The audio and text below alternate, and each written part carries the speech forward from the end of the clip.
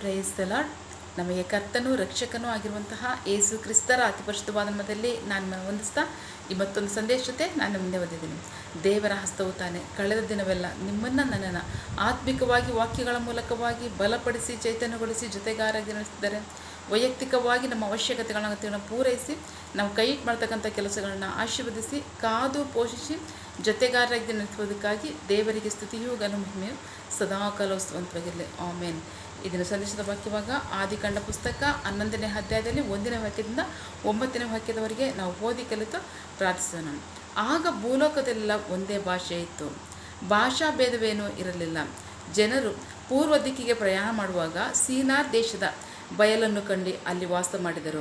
ಬನ್ನಿರಿ, ನಾವು ಇಟ್ಟಿಗೆಗಳನ್ನು ಮಾಡಿ ಚೆನ್ನಾಗಿ ಸುಡೋಣ ಎಂದು ಅವರು ಒಬ್ಬರಿಗೊಬ್ಬರು ಮಾತನಾಡಿಕೊಂಡರು. ಅವರು ಕಲ್ಲಿಗೆ ಬದಲಾಗಿ ಇಟ್ಟಿಗೆಗಳನ್ನು, ಸುಣ್ಣಕ್ಕೆ ಬದಲಾಗಿ ಜೇಡಿ ಮಣ್ಣುಗಳನ್ನು ಉಪಯೋಗಿಸಿದರು. ಆದರೂ ಅವರು ಬನ್ನಿರಿ, ನಾವು ಭೂಮಿಯ ಮೇಲೆಲ್ಲ ಚೆದರಿ ಹೋಗದ ಹಾಗೆ ಆಕಾಶವನ್ನು ಮುಟ್ಟುವ ಒಂದು ಗೋಪುರವನ್ನು ನಮಗೋಸ್ಕರ ಕಟ್ಟಿಕೊಂಡು ನಮಗೆ ಹೆಸರು ಮಾಡಿಕೊಳ್ಳೋಣ ಎಂದರು. ಕಟ್ಟುತ್ತಿದ್ದ ಪಟ್ಟಣವನ್ನು ಗೋಪುರವನ್ನು ನೋಡುವುದಕ್ಕೆ ಯೆಹೋವನು ಹಿಡಿದು ಬಂದನು. ಯೆಹೋವನು ಜನರಿಗೆ ಒಂದೇ ಜನಾಂಗವು ಒಂದೇ ಭಾಷೆಯೂ ಇದೆ, ಇವರು ಇದನ್ನು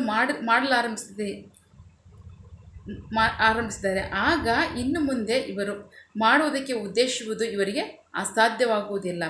ನಾವು ಹಿಡಿದು ಹೋಗಿ ಇವರ ಭಾಷೆಗಳನ್ನು ಮಾತುಗಳನ್ನು ಒಬ್ಬರಿಗೊಬ್ಬರು ತಿಳಿಯದಂತೆ ಇವರ ಭಾಷೆಗಳನ್ನು ಗಲಿಬಿಲಿ ಮಾಡೋಣ ಎಂದರು.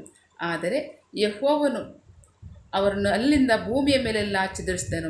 ಆಗ ಅವರು ಆ ಪಟ್ಟಣ ಕಟ್ಟುವುದನ್ನು ನಿಲ್ಲಿಸಿಬಿಟ್ಟರು. ಆದ ಕಾರಣ ಅದಕ್ಕೆ ಬಾಬಿಲೋನ್ ಎಂದು ಹೆಸರಾಯಿತು, ಏಕೆಂದರೆ ಅಲ್ಲಿ ಯೆಹೋವನು ಇಡೀ ಜಗತ್ತಿನ ಭಾಷೆಗಳನ್ನು ಗಲಿಬಿಲಿ ಮಾಡಿದನು. ಅಲ್ಲಿಂದ ಯೆಹೋವನು ಅವರನ್ನು ಭೂಲೋಕದಲ್ಲೆಲ್ಲ ಚದುರಿಸಿಬಿಟ್ಟನು. ದೇವರಿಗೆ ಮಹಿಮೆಯಾಗಲಿ. ವಾಕ್ಯಭಾಗವನ್ನು ನೋಡ್ತಾ ಇದ್ದೀವಿ. ವಾಕ್ಯಭಾಗದಲ್ಲಿ 8-9ನೇ ವಾಕ್ಯ ಏನು ಹೇಳ್ತಂದರೆ, ಆದ್ದರಿಂದ ಯೆಹೋವನು ಅವರನ್ನು ಅಲ್ಲಿಂದ ಭೂಮಿಯ ಮೇಲೆಲ್ಲ ಚದುರಿಸಿದನು. ಆಗ ಅವರು ಪಟ್ಟಣ ಕಟ್ಟುವುದನ್ನು ನಿಲ್ಲಿಸಿಬಿಟ್ಟರು. ಆದ ಕಾರಣ ಅದಕ್ಕೆ ಬಾಬಿಲೋನ್ ಎಂದು ಹೆಸರಾಯಿತು, ಏಕೆಂದರೆ ಅಲ್ಲಿ ಯೆಹೋವನು ಇಡೀ ಜಗತ್ತಿನ ಭಾಷೆಗಳನ್ನು ಗಲಿಬಿಲಿ ಮಾಡಿದನು. ಅಲ್ಲಿಂದ ಯೆಹೋವನು ಅವರನ್ನು ಭೂಲೋಕದಲ್ಲೆಲ್ಲ ಚದುರಿಸಿದನು. ದೇವರಿಗೆ ಸ್ತೋತ್ರ. ವಾಕ್ಯಭಾಗ ನೋಡಿದಾಗ ವಾಕ್ಯಭಾಗ ಏನಿರುತ್ತೆ ಅಂದರೆ, ಬಾಬಿಲೋನ್ ಎಂಬ ಹೆಸರು ಯಾಕೆ ಬಂತು? ಯಾಕೆ ಬಂತು ಅಂತಂದರೆ, ಅಲ್ಲಿ ಜನರು ಮಾಡ್ತಿದ್ದಂತಹ ಸ್ವಬುದ್ಧಿಯ ಮೇಲೆ ಜನರು ಮಾಡ್ತಿದ್ದಂಥ ಕಾರ್ಯವನ್ನು ದೇವರು ನಿಲ್ಲಿಸಿದ್ದಾರೆ. ನಿಲ್ಲಿಸೋದು ಮಾತ್ರ ಅಲ್ಲ, ಅವರ ಭಾಷೆಗಳನ್ನ ಗಲಿಬಿಲಿ ಮಾಡಿದ್ದಾರೆ. ಅಷ್ಟು ಮಾತ್ರ ಅಲ್ಲ, ಅವ್ರನ್ನ ಭೂಲೋಕ ತುಂಬ ಚದುರಿಸಿದ್ದಾರೆ. ದೇವರಿಗೆ ಸ್ತೋತ್ರ. ಹಾಗಾಗಿ ಅದಕ್ಕೆ ಬಾಬಿಲೋನ್ ಎಂದು ಹೆಸರಾಯಿತು ಅಂತ ವಾಕ್ಯ ಹೇಳ್ತದೆ. ದೇವರಿಗೆ ಸ್ತೋತ್ರ. 1ನೇ ವಾಕ್ಯದಿಂದ ನೋಡಿದ್ರೆ, ಜನರು ಭೂಲೋಕದೆಲ್ಲ ಒಂದೇ ಭಾಷೆ ಇತ್ತು. ದೇವರಿಗೆ ಸ್ತೋತ್ರ. ಆಗ ಜನರು ಏನು ಮಾಡ್ತಾರೆ ಅಂತಂದರೆ, ಅವ್ರು ವಾಸ ಮಾಡ್ತಾ ಸ್ಥಳದಿಂದ ಪೂರ್ವ ದಿಕ್ಕಿಗೆ ಹೋಗಿ ಅಲ್ಲಿ ಸೀನಾರ್ ದೇಶವನ್ನು ನೋಡಿ ಅಲ್ಲಿ ವಾಸ ಮಾಡ್ತಾರೆ ಅಂತ ಹೇಳ್ತಾರೆ. ದೇವರಿಗೆ ಸ್ತೋತ್ರ. ನಾವು ನೋಡೋದಾದರೆ 6ನೇ ಅಧ್ಯಾಯದಲ್ಲಿ ದೇವರು ನೋಹನ ಕಾಲದಲ್ಲಿ ಜಲಪ್ರಳಯವನ್ನು ಮಾಡಿದ ಮೇಲೆ ನೋಹನ ಕುಟುಂಬದ ಮೂಲಕವಾಗಿ ಭೂಲೋಕದಲ್ಲಿ ಜನಾಂಗವನ್ನು ಮಾನವ ಸಂತತಿಯನ್ನು ಹೆಚ್ಚಿಸ್ತಾರೆ. ದೇವರಿಗೆ ಸ್ತೋತ್ರ. ಆಗ ಮಾನವ ಸಂತತಿ ಆತನ ಮೂಲಕವಾಗಿ ಹೆಚ್ಚಿ ಹರಡುತ್ತಾ ಇರಬೇಕಾದ್ರೆ ಅವರು ವಾಸ ಮಾಡ್ತಿದ್ದ ಸ್ಥಳದಿಂದ ಪೂರ್ವ ದಿಕ್ಕಿಗೆ ಹೋಗ್ತಾರೆ. ಅಲ್ಲಿ ಸೀನಾರ್ ಎಂಬ ದೇಶವನ್ನು ನೋಡಿ ಅದು ಅವರಿಗೆ ಯೋಗ್ಯ ಅನಿಸಿರುತ್ತೆ. ಯಾಕೆಂತಂದರೆ ದೇವರು ಎಲ್ಲವನ್ನೂ ಸಹ ಒಳ್ಳೆಯದು ಅಂತಲೇ ಉಂಟು ಮಾಡಿರ್ತಕ್ಕಂಥದ್ದು. ಆದಿಕಾಂಡ 1ನೇ ಅಧ್ಯಾಯದಲ್ಲಿ ನೋಡ್ತೀವಿ, 6 ದಿನಗಳ ತನಕ ದೇವರು ಎಲ್ಲವನ್ನು ಸೃಷ್ಟಿ ಮಾಡಿ ಎಲ್ಲವನ್ನು ದೇವರು ಒಳ್ಳೆಯದು ಅಂತ ಹೇಳಿದ್ದಾರೆ. ದೇವರಿಗೆ ಸ್ತೋತ್ರ. ಹಾಗಾಗಿ ಸೀನಾರ್ ದೇಶ ಮಾತ್ರ ಒಳ್ಳೆಯದು ಅಂತಲ್ಲ, ಪ್ರಪಂಚದ ಎಲ್ಲವನ್ನ ದೇವರು ಒಳ್ಳೆಯದು ಅಂತಲೇ ಹೇಳಿದ್ದಾರೆ. ಉಂಟು ಮಾಡಿರ್ತಕ್ಕಂಥದ್ದು ಎಲ್ಲವೂ ನಮ್ಮ ದೇವ್ರ ಸ್ತೋತ್ರ. ಅವ್ರು ಏನು ಮಾಡ್ತಾರೆ, ಸೀನಾರ್ ದೇಶವನ್ನು ನೋಡಿ ಅಲ್ಲಿ ವಾಸ ಮಾಡ್ತಾರೆ.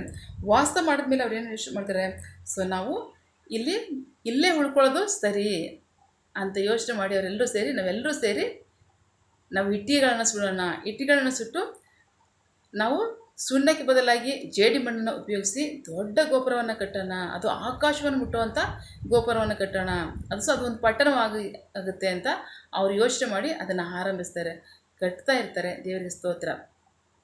ಅವರು ಕಟ್ತಾ ಇರಬೇಕಾದ್ರೆ ದೇವರು ಲೋಕ ಸಂಚಾರವನ್ನು ನೋಡುವಂಥ ಸಂದರ್ಭದಲ್ಲಿ ಅವರು ಅದನ್ನು ನೋಡಿ, ಮನುಷ್ಯರು ಮಾಡ್ತಿದ್ದ ಕಾರ್ಯವನ್ನು ನೋಡಿ, ಇವ್ರು ಮಾಡ್ತಿರ್ತಕ್ಕಂಥ ಕಾರ್ಯ ಏನು, ಇವ್ರನ್ನ ಹೀಗೆ ಬಿಟ್ಟರೆ ಇವರು ಇನ್ನೂ ಏನು ಬೇಕಾದರೂ ಮಾಡ್ತಾರೆ, ಹಾಗಾಗಿ ಇವ್ರನ್ನೀಗ ನಾವು ಚದುರಿಸ್ತಾರೆ ಅಂತ ಯೋಚನೆ ಮಾಡಿ ದೇವರು ಮನುಷ್ಯರನ್ನು ಚದುರಿಸ್ತಾರೆ ಮತ್ತು ಭಾಷೆಗಳನ್ನು ಸಹ ಗಲಿಬಿಲಿ ಮಾಡ್ತಾರೆ. ದೇವರಿಗೆ ಸ್ತೋತ್ರ. ಹಾಗೆ ನೋಡೋದಾದರೆ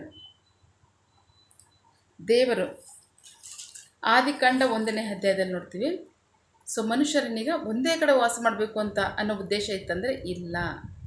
ಆದಿಕಾಂಡ 1ನೇ ಅಧ್ಯಾಯದಲ್ಲಿ 21ನೇ ವಾಕ್ಯದಲ್ಲಿ ದೇವರು ಮನುಷ್ಯರನ್ನು ಹೆಣ್ಣು ಗಂಡಾಗಿ ಉಂಟು ಮಾಡಿ ಅವ್ರನ್ನ ಆಶೀರ್ವದಿಸಿ ದೇವರು ಹೇಳ್ತಾರೆ, ನೀವು ಹೆಚ್ಚಿರಿ, ಬಹುಸಂತಾನ ಉಳ್ಳವರಾಗ್ರಿ, ನೀವು ಅಭಿವೃದ್ಧಿ ಹೊಂದಿರಿ, ಆಳ್ವಿಕೆ ಮಾಡಿರಿ, ಯಾವುದ್ರ ಮೇಲೆ, ಭೂಮಿಯ ಮೇಲೆ ಇರ್ತಕ್ಕಂಥ ಎಲ್ಲ ಪ್ರಾಣಿಗಳ ಮೇಲೆ, ಆಕಾಶದ ಪಕ್ಷಿಗಳ ಮೇಲೆ, ಸಮುದ್ರದಲ್ಲಿರ್ತಕ್ಕಂಥ ಮೀನುಗಳ ಮೇಲೆ ನೀವು ಆಳ್ವಿಕೆ ಮಾಡಿರಿ ಅಂತ ಹೇಳ್ತಾರೆ. ದೇವರ ಸ್ತೋತ್ರ. ಹಾಗಾಗಿ ಜನರನ್ನ ದೇವರು ಸೃಷ್ಟಿ ಮಾಡಿರ್ತಕ್ಕಂಥದ್ದು ಭೂಲೋಕವನ್ನು ತುಂಬಿಸಿ ಅವರು ಎಲ್ಲದರ ಮೇಲೆ, ದೇವರು ಉಂಟು ಮಾಡಿರ್ತಕ್ಕಂಥ ಎಲ್ಲದರ ಮೇಲೆ ಆಳ್ವಿಕೆ ಮಾಡೋದಕ್ಕೆ. ಸೊ ಅದನ್ನು ಬಿಟ್ಟು ಜನರು ಒಂದೇ ಒಂದು ಪಟ್ಟಣದಲ್ಲಿ ಒಂದು ದೊಡ್ಡ ಗೋಪುರವನ್ನು ಕಟ್ಟಿಕೊಂಡು ನಾವು ಅದರಲ್ಲಿ ಆಳ್ವಿಕೆ ಮಾಡೋಣ, ಅದರಲ್ಲಿ ವಾಸ ಮಾಡೋಣ ಅಂತ ಅನ್ನೋದು ಮನುಷ್ಯರ ಉದ್ದೇಶವಾಗಿತ್ತು. ಹಾಗಾಗಿ ದೇವರು ತನ್ನ ಉದ್ದೇಶವನ್ನು ನೆರವೇರಿಸೋಸ್ಕರವಾಗಿ ಆ ಸ್ಥಳದಲ್ಲಿ ಆ ಕಾರ್ಯವನ್ನು ಮಾಡಿದರು. ಆ ಕಾರ್ಯವನ್ನು ಮಾಡಿ ದೇವರು ಮನುಷ್ಯರನ್ನ ಭಾಷೆಯನ್ನು ಗಲಿಬಿಲಿ ಮಾಡ್ತಾರೆ. ಅಷ್ಟು ಮಾತ್ರ ಅಲ್ಲ, ಭೂಲೋಕದ ಎಲ್ಲ ಕಡೆಗೆ ಮನುಷ್ಯರನ್ನ ಹರಡಿಸ್ತಾರೆ. ದೇವರಿಗೆ ಸ್ತೋತ್ರ. ದೇವರು ತನ್ನ ಚಿತ್ತವನ್ನು ಮಾಡುವಾತನೇ ಆಗಿದ್ದಾನೆ. ತನ್ನ ಉದ್ದೇಶದ ಕಾರ್ಯವನ್ನು ಆತನು ಮಾಡುವಾತನಾಗಿದ್ದಾನೆ. ನಾವು ನೋಡ್ತೀವಿ ಮಲಾಕಿ ಪ್ರವಾದಿ ಪುಸ್ತಕದಲ್ಲಿ ದೇವರು ಹೇಳ್ತಾರೆ, ನಾನು ಬದಲಾಗದ ದೇವರು. ದೇವರಿಗೆ ಸ್ತೋತ್ರ. ಆತನು ಬದಲಾಗದ ದೇವರಾಗಿದ್ದಾನೆ. ಅಷ್ಟು ಮಾತ್ರ ಅಲ್ಲ, ಆತನು ನ್ಯಾಯವಾದ ತೀರ್ಪನ್ನು ಮಾಡುವಾತನಾಗಿದ್ದಾನೆ. ಸೊ ಹಾಗಾಗಿ ದೇವರು ತನ್ನ ಯೋಜನೆ ಅನುಸಾರವಾಗಿ ಮಾನವ ಕುಲವನ್ನು ಲೋಕದ ತುಂಬ ಹರಡಿಸಿ ಎಲ್ಲದರ ಮೇಲೆ ಆಳ್ವಿಕೆ ಮಾಡುವ ಉದ್ದೇಶದಿಂದ ಅವ್ರನ್ನ ಚಿದ್ರಿಸ್ತಾರೆ. ಇದು ಒಳ್ಳೆಯದೇ ಆಗಿತ್ತು. ದೇವರಿಗೆ ಸ್ತೋತ್ರ. ಹೇಗೆ ದೇವರು ಎಲ್ಲವನ್ನು ಉಂಟು ಮಾಡಿ ಒಳ್ಳೆಯದು ಅಂತ ಹೇಳಿದ್ರು, ಹಾಗೆ ಈ ಕಾರ್ಯವು ಸಹ ದೇವರ ದೃಷ್ಟಿನಲ್ಲೂ ಮನುಷ್ಯರ ದೃಷ್ಟಿನಲ್ಲೂ ಒಳ್ಳೆಯದೇ ಆಗಿತ್ತು. ದೇವರಿಗೆ ಸ್ತೋತ್ರ. ಸೊ ಹಾಗಾಗಿ ಮನುಷ್ಯರು ಸ್ವಬುದ್ಧಿಯನ್ನು ಬಿಟ್ಟು ದೇವರ ಮೇಲೆ ಅವಲಂಬಿತ ಹೋಗೋದಕ್ಕೆ ಇದು ಕಾರಣ ಆಗಿದೆ. ದೇವರಿಗೆ ಸ್ತೋತ್ರ. ದೇವರು ತಾನೇ ಇದನ್ನು ವಾಕ್ಯಗಳ ಮೂಲಕವಾಗಿ ನಮ್ಮ ಸಂಗಡ ಮಾತನಾಡಿದ್ದಾರೆ, ಆಶೀರ್ವದಿಸಿದ್ದಾರೆ. ನಾವು ಪ್ರಾರ್ಥಿಸಿಕೊಳ್ಳೋಣ. ಸಕಲ ಸೃಷ್ಟಿಕರ್ತನೇ, ಸರ್ವಾಧಿಕಾರಿಯ ಸಾರ್ವಭೌಮನೇ, ಉನ್ನತನೇ, ಮಹೋನ್ನತನೇ, ಮಹಾಪರಿಶುದ್ಧನೇ, ಪ್ರೀತಿ ಸ್ವರೂಪನೇ, ನೀತಿವಂತನೇ, ಅಧಿಪತಿ, ಸೇನಾಧೀಶ್ವರನೇ, ಇರುವಾತನೇ. ಯೇಸಪ್ಪ, ಇದನ್ನೇ ವಾಕ್ಯಗಳ ಮೂಲಕವಾಗಿ ನಮ್ಮ ಸಂಗಡ ಮಾತನಾಡಿದಂಥ ನಿನ್ನ ಕೃಪೆಗಾಗಿ, ನಿನ್ನ ಪ್ರೀತಿಗಾಗಿ, ನಿನ್ನ ಉದ್ದೇಶಕ್ಕಾಗಿ ನಿನಗೆ ಸ್ತೋತ್ರಪ್ಪ. ಕರ್ತನೆ, ನಿನ್ನ ಚಿತ್ತವೇ ನೆರವೇರುವಂತೆ ಅಪ್ಪ, ಮನುಷ್ಯ ಸ್ವಬುದ್ಧಿಯನ್ನು ಆಧಾರವಾಗಿ ಇಟ್ಕೊಂಡು ಅವರು ಇಷ್ಟಾನುಸಾರವಾಗಿ ಬದುಕೋದನ್ನು ಬಿಟ್ಟು ನಿನ್ನ ಉದ್ದೇಶವನ್ನು, ನಿನ್ನ ವಾಗ್ದಾನವನ್ನು, ನಿನ್ನ ಚಿತ್ತವನ್ನು ನೆರವೇರಿಸೋದಕ್ಕೋಸ್ಕರವಾಗಿ ನೀನು ಮಾಡಿರುವ ಈ ಕಾರ್ಯದು ಅಪ್ಪ ಮನುಷ್ಯರಿಗೂ ಸಹ ಒಳ್ಳೆಯದಾಗಿ ಕಂಡುವುದಕ್ಕಾಗಿ ಸ್ತೋತ್ರ. ಕರ್ತನೆ, ನೀನು ಯಾವಾಗಲೂ ಒಳ್ಳೆಯದನ್ನು ಮಾಡುವತನಾಗಿದೆಯಾ, ನ್ಯಾಯವಾದ ತೀರ್ಪನ್ನು ನೀನು ಮಾಡುವತನಾಗಿದೆಯಾ, ಅದಕ್ಕಾಗಿ ಸ್ತೋತ್ರಪ್ಪ. ನಿನ್ನ ಜನರು ಕೈ ಇಟ್ಟು ಮಾಡ್ತಕ್ಕಂಥ ಕೆಲಸವನ್ನು ಆಶೀರ್ವದಿಸು. ಅವರು ಯಾವ ಕಾರ್ಯದಲ್ಲಿ ಅಪ್ಪ ಅವರು ನಿನ್ನ ಮೇಲೆ ಅವಲಂಬಿತವಾಗಿದ್ದಾರೆ, ಯಾವ ಕಾರ್ಯದ ನಿರೀಕ್ಷೆ ಉಳ್ಳವರಾಗಿದ್ದಾರೆ, ಮಕ್ಕಳ ವಿದ್ಯಾಭ್ಯಾಸ, ಆರೋಗ್ಯ, ಅವರ ಜೀವನದ ಅವಶ್ಯಕತೆಗಳ ಅಗತ್ಯಗಳು, ಅಷ್ಟು ಮಾತ್ರ ಅಲ್ಲ, ಯವನಸ್ಥರ ವಿದ್ಯಾಭ್ಯಾಸ, ಆರೋಗ್ಯ, ಅವರ ಜೀವನ ಅವಶ್ಯಕತೆಗಳ ಅಗತ್ಯಗಳು, ಕೆಲಸ, ಬಿಸ್ನೆಸ್, ಸೇವಾ ಕಾರ್ಯ, ವಿವಾಹ ಕಾರ್ಯ, ವಯಸ್ಸಾದವರ ಜೀವನ ಅವಶ್ಯಕತೆಗಳ ಅಗತ್ಯಗಳು, ಆರೋಗ್ಯ, ಸೇವಾ ಕಾರ್ಯ, ಯಾವ ಕಾರ್ಯದಲ್ಲಿ ಅವರು ನಿರೀಕ್ಷೆ ಉಳ್ಳವರಾಗಿದ್ದಾರೆ, ಆ ಕಾರ್ಯದಲ್ಲಿ ತಕ್ಕ ಸಮಯದಲ್ಲಿ ನಿನ್ನ ಚಿತ್ತಾನುಸಾರ ಅವ್ರನ್ನ ಅಂದ್ಕೊಳ್ಳಿ. ನೀನಾಗೆ ಮಾಡುವುದಕ್ಕಾಗಿ ಸ್ತೋತ್ರ. ನಮ್ಮ ಪ್ರಾರ್ಥನೆ ನೀವು ಕೇಳಿದ್ದೀರ, ಅದರಿಂದ ನಡೆಸ್ತಿರೋದಕ್ಕಾಗಿ ಸ್ತೋತ್ರ. ನಮ್ಮ ಪ್ರಾರ್ಥನೆಯನ್ನು ನಮ್ಮ ರಕ್ಷಕನಾದಂಥ ಯೇಸು ಕ್ರಿಸ್ತರ ಅತಿ ಪರಿಶುದ್ಧವಾದ ನಾಮದಲ್ಲಿ ಪ್ರಾರ್ಥಿಸಿ ನಿಮ್ಮ ಪಾದ ತರಿಸಿ ನಾವು ಬೇಡಿ ಹೊಂದಿದ್ದೇವೆ. ನಮ್ಮ ಜೀವ ತಂದೆ. Amen. God bless you all. ದೇವರು ತಾನೇ ಇದನ್ನು ವಾಕ್ಯಗಳ ಮೂಲಕವಾಗಿ ನಮ್ಮ ಸಂಗಡ ಮಾತನಾಡಿದ್ದಾರೆ, ಆಶೀರ್ವದಿಸಿದ್ದಾರೆ. ಆಮೆನ್. All the best.